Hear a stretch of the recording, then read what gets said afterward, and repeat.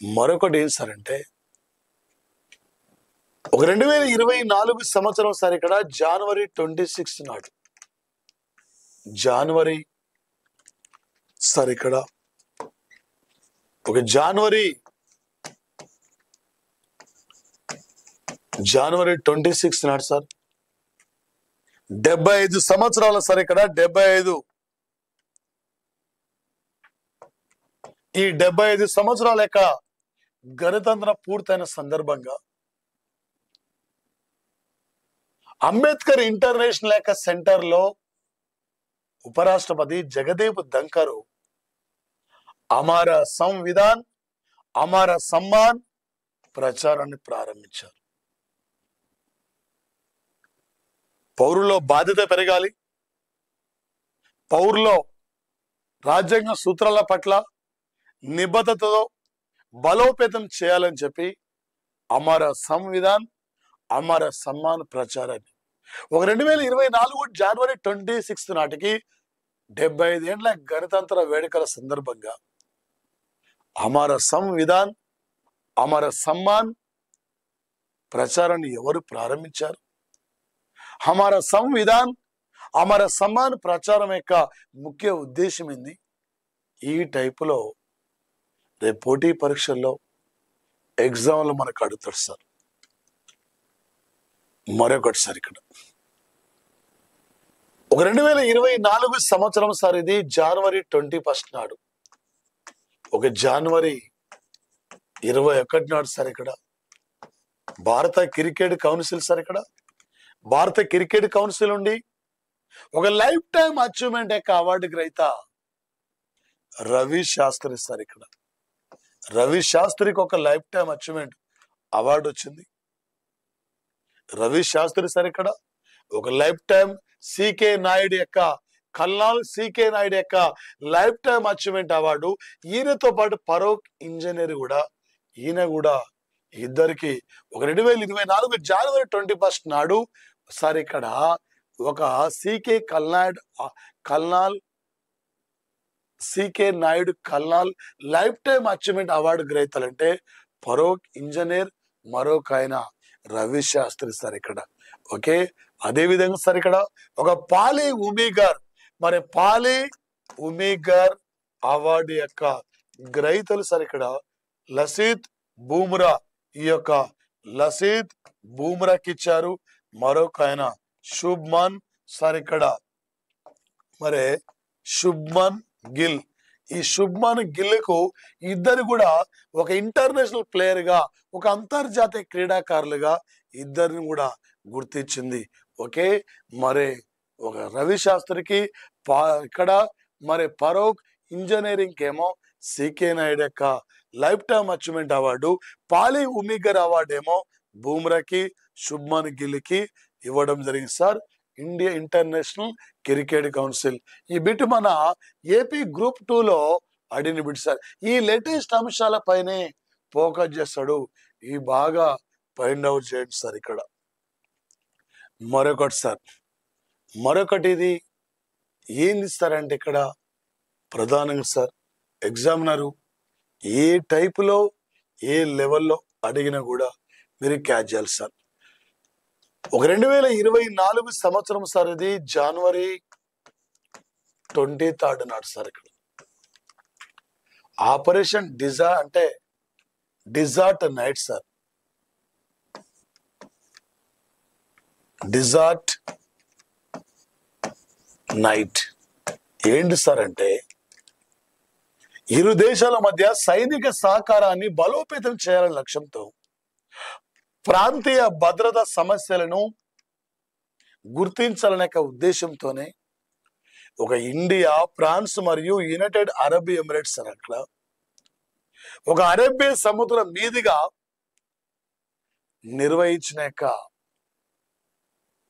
వైమానిక విన్యాసాల పేరు ఒక 2024 సంవత్సరం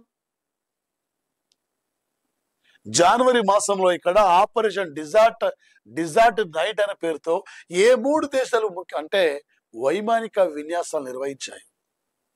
ఈ వైమానిక విన్యాసాలు ఏ ప్రాంతం దగ్గర నిర్వహించాయి?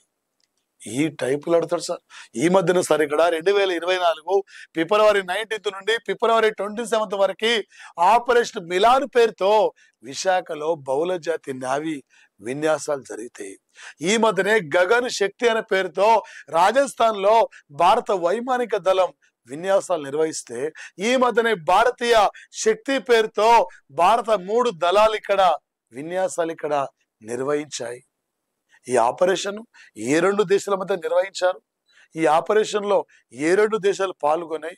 వీటిపైన రేపు ఎగ్జామ్ లో ప్రధానంగా ఫోకస్ చేసే అవకాశం ఈ ఏరియా పైన ఉంటుంది సార్. ఇక్కడ ఆల్రెడీ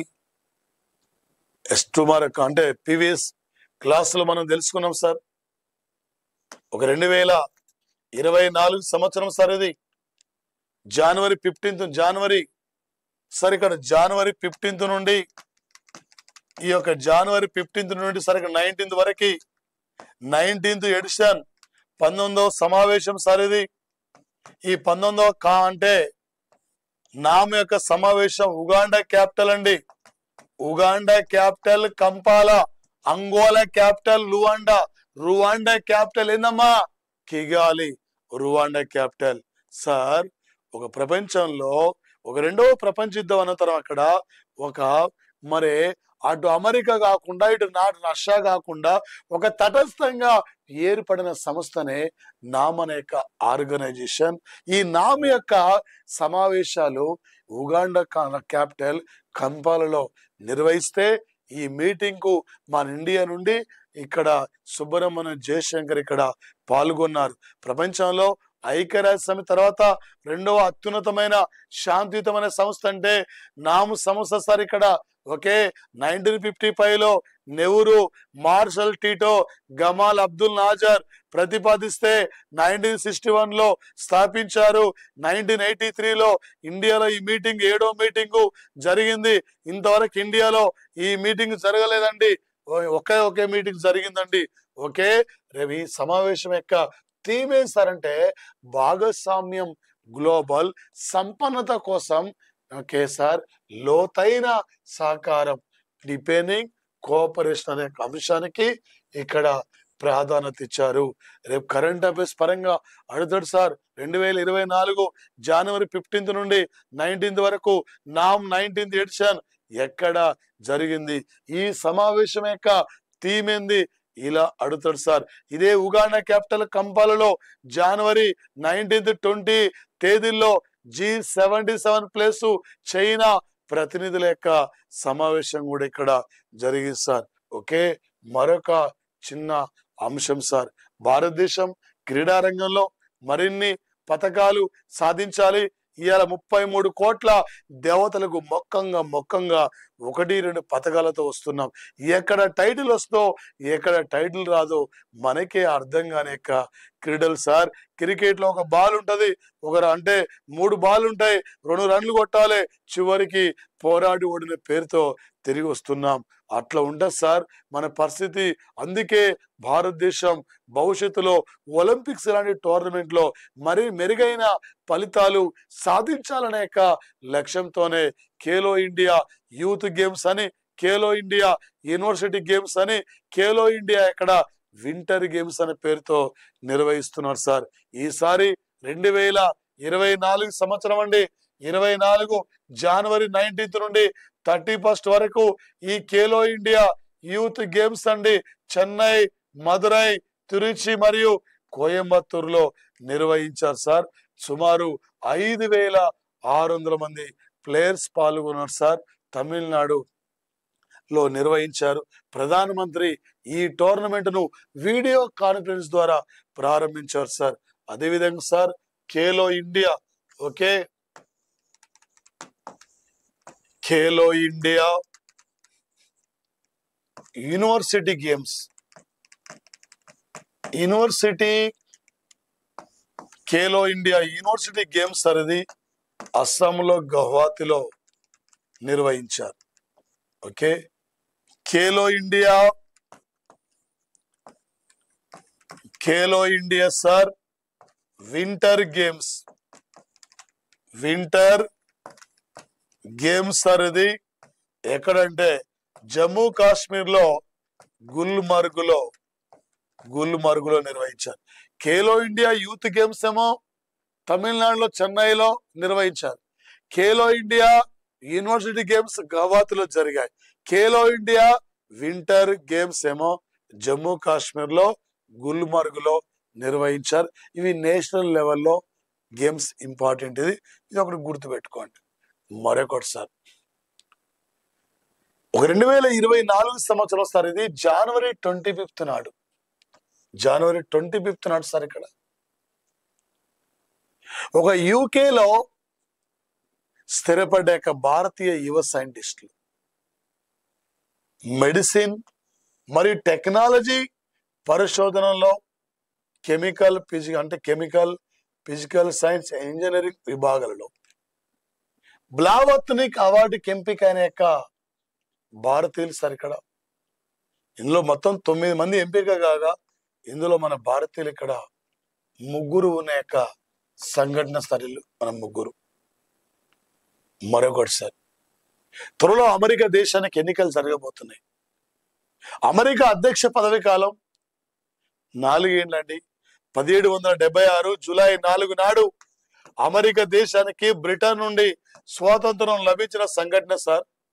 అమెరికా అగ్రదేశం. అమెరికా అభివృద్ధి చెందిందంటే అమెరికాకి ఎప్పుడు ఫ్రీడమ్ వచ్చింది, మనకి ఎప్పుడు వచ్చిందో మీరే గమనించాలి సార్. ఇక్కడ మీరే గమనించండి. ఇక్కడ అయ్యా అమెరికా జనాభాను 47 కోట్లండి అమెరికా జనాభా. మరి ఇండియా జనాభా సార్ ఇక్కడ సుమారు 151 కోట్ల జనాభా అండి ఇండియా జనాభా ఇక్కడ. ఓకే, అమెరికాలో 47 కోట్లలో 46 లక్షల మంది భారతీయులు ఉన్నారు. 12 లక్షల మంది తెలుగులో ఉన్నారు. అమెరికాలో ప్రతి రంగంలో ప్రతి ఫీల్డ్లో ఈ భారతీయుడు లేని రంగం లేదు సార్. ఇక్కడ త్వరలో అమెరికా దేశం యొక్క అధ్యక్ష ఎన్నికలు జరగబోతున్న సందర్భంలో అక్కడ ప్రైమరీ ఎన్నికలు జరుగుతాయి సార్.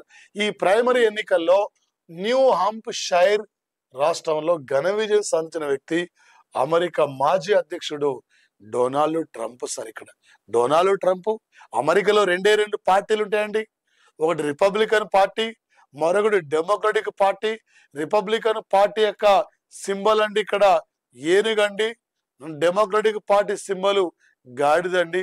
ప్రజెంట్లీ జో బిడెన్ ఆయన డెమోక్రటిక్ పార్టీకి చెందిన వ్యక్తి అండి. ఈయన రిపబ్లికన్ పార్టీకి చెందిన వ్యక్తి అండి. రేపు పోటీ పరీక్షలు అడుగుతాడండి. అమెరికా అధ్యక్ష ఎన్నికల్లో ఇక్కడ సార్, ఇక్కడ ప్రైమరీ ఎన్నికల్లో ఏ స్టేట్ లో తొలిసారిగా ఈయన విజయం సాధించాడంటే న్యూ హాంప్షైర్ యొక్క రాష్ట్ర ఎన్నికలు సార్ ఇది. ఓకే, అంటే సార్ ఇక్కడ మరో అంశం సార్ ఇది. ఒక ప్రపంచ చరిత్రలోనే ఒక నైట్రోజన్ ద్వారా అంటే మరణశిక్షకు గురైన యొక్క వ్యక్తి, అంటే నైట్రోజన్ ద్వారా మరణించిన అంటే చంపేయబడ్డ వ్యక్తి అంటే మొట్టమొదటి వ్యక్తి ఎక్కడ సార్ అంటే ఇది అమెరికాలో సార్. ఇది అమెరికా దేశంలో సార్ ఒక కిల్లర్, ఒక ప్రపంచ చరిత్రలోనే ఇది ఒక కాంట్రాక్ట్ కిల్లర్ సార్ ఇతనికి. ఓకే, మరిన్ని అంశాలతో నెక్స్ట్ క్లాస్ లో మనం కలుద్దాం సార్. Thank you.